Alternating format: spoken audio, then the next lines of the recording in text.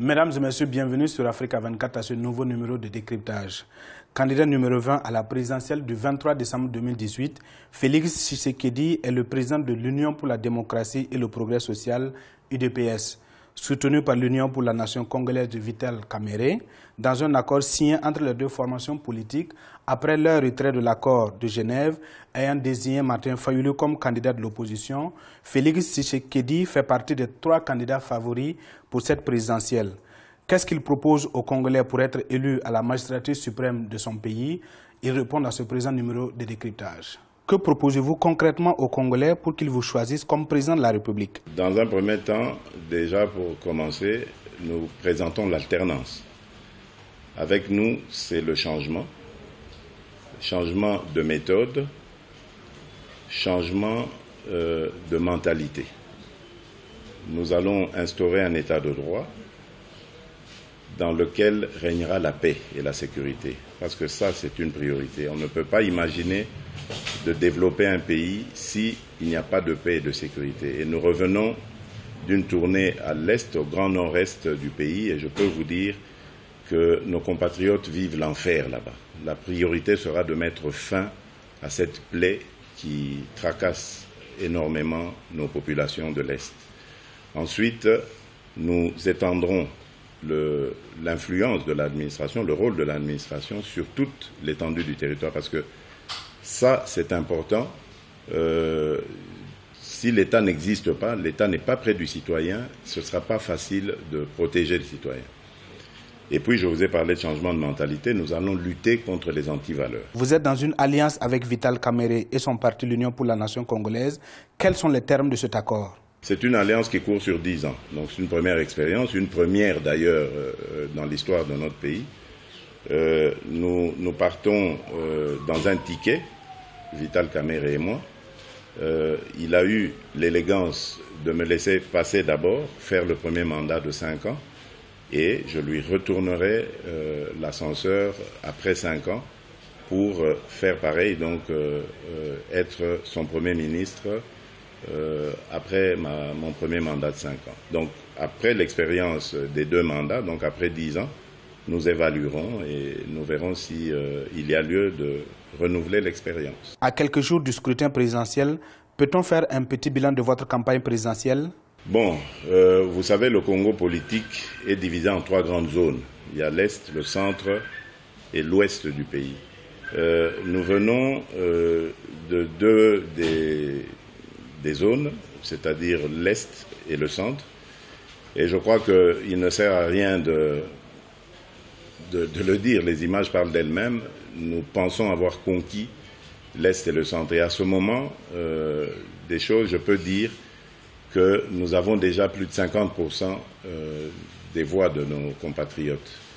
Le reste, évidemment, c'est l'Ouest, mais Kinshasa, on sait l'influence que nous l'avons démontré lors de notre retour après la signature de notre accord à Nairobi. Le Bas-Congo, nous allons l'attaquer aujourd'hui et vous aurez la preuve de notre implantation là-bas, dans le cœur de nos compatriotes du Bas-Congo, et les jours qui viennent, on fera le Grand Bandundu et le Grand Équateur. Et là aussi, nous jugerons, mais nous pensons avoir partie gagnée déjà, parce que nous avons conquis l'Est et de la plus belle des manières. Vous allez à ces élections avec la machine à voter qui a fait l'objet de discorde au sein de la classe politique. Quelle garantie avez-vous pour un scrutin libre et transparent? Bon, je ne peux pas vous dévoiler tous les plans du dispositif, mais ce qui est connu et qui n'est pas du tout secret, c'est que nous avons recruté énormément de témoins. Nous nous battons pour les mettre dans tous les bureaux. Et que nous avons notre propre centrale de récolte de données pour pouvoir suivre quasiment en temps réel, donc au fur et à mesure que nos témoins rendront leur rapport. Qui de Emmanuel Ramazani Shadary et de Martin Fayulu est votre véritable adversaire dans ce scrutin présidentiel? Non, pour nous, c'est toujours le pouvoir en place. Il faut poser cette question peut-être aux amis de la Mouka. Nous, c'est toujours le pouvoir en place. Nous mettons en garde nos compatriotes vis-à-vis des tergiversations de la Mouka. Et là, c'est politique, donc on ne peut pas nous le reprocher. Nous disons simplement qu'ils doivent faire attention aux dirigeants qu'ils veulent avoir demain. Des dirigeants qui disent une chose aujourd'hui, son contraire demain, C'est pas bon. Des dirigeants qui reprochent à leurs semblables le fait d'avoir écouté la base. Donc c'est la preuve que ce sont des dirigeants qui ne vont en faire qu'à leur tête, qui ne vont pas écouter le peuple. C'est la preuve que ce seront des dirigeants qui n'auront pas un plan bien déterminé, comme c'est le cas du Cash, qui, lui, a déjà même une configuration. Félix Tshisekedi, président, Vital Kamerhe, Premier ministre. Donc nous n'aurons pas beaucoup de tractations pour le gouvernement. Nous aurons, si nous avons la majorité, à simplement conduire les formations que nous dirigeons aujourd'hui, tandis que chez eux, c'est la mer à boire. Quel est votre message à l'endroit des Congolais? Chers compatriotes et chers frères et sœurs africains, je suis candidat, comme vous le savez, et le 23 décembre prochain va être un jour déterminant dans l'histoire de notre pays, le Congo.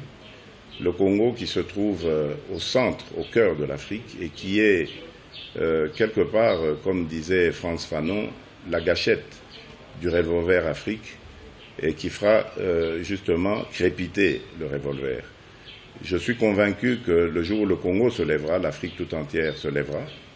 Et je crois que cette élection doit vous concerner tous, Congolais comme Africains en général.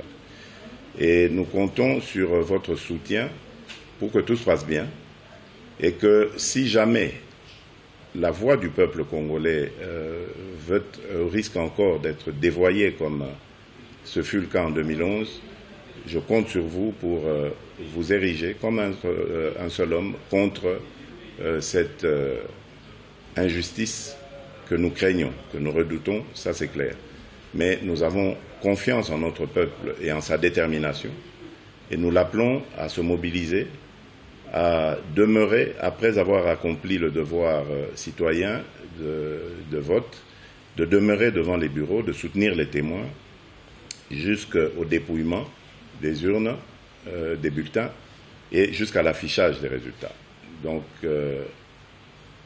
bonne chance à tous, que Dieu garde la République démocratique du Congo.